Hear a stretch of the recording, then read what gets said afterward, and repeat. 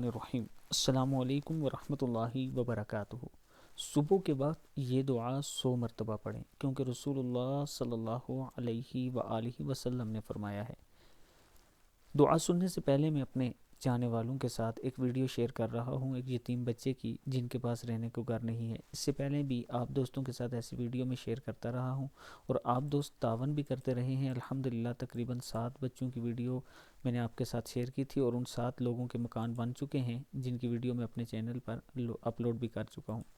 ابھی میں اپنے تمام چاہنے والوں سے گزارش کروں گا کہ اس بچے کے گھر کے لیے آپ سے تعاون کی اپیل ہے۔ یہ میرا واٹس ایپ نمبر ہے، اسی پر ایزی پیسہ اور جائز کیش ہے۔ آپ لوگ ضرور تعاون کریں تاکہ اس کا گھر جلد سے جلد بن سکے۔ تو شروع کرتے ہیں آج کا لیسن۔ بسم اللہ الرحمن الرحیم۔ ایک شخص نے عرض کی، یا رسول اللہ صلی اللہ علیہ وآلہ وسلم، دنیا مجھ سے پھر گئی ہے، رزق تنگ ہو گیا ہے۔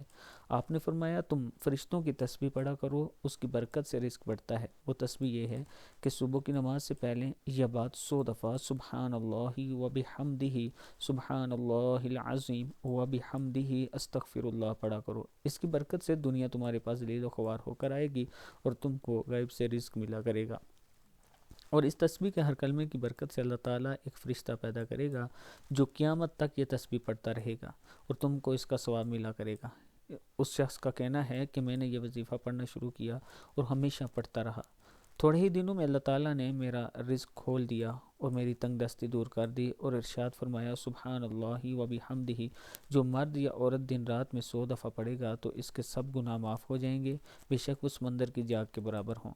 یعنی گناہ بھی معاف ہوں گے اور رزق بھی ملے گا۔ اللہ تعالیٰ ہم سب کو اس پر عمل کرنے کی توفیق دے۔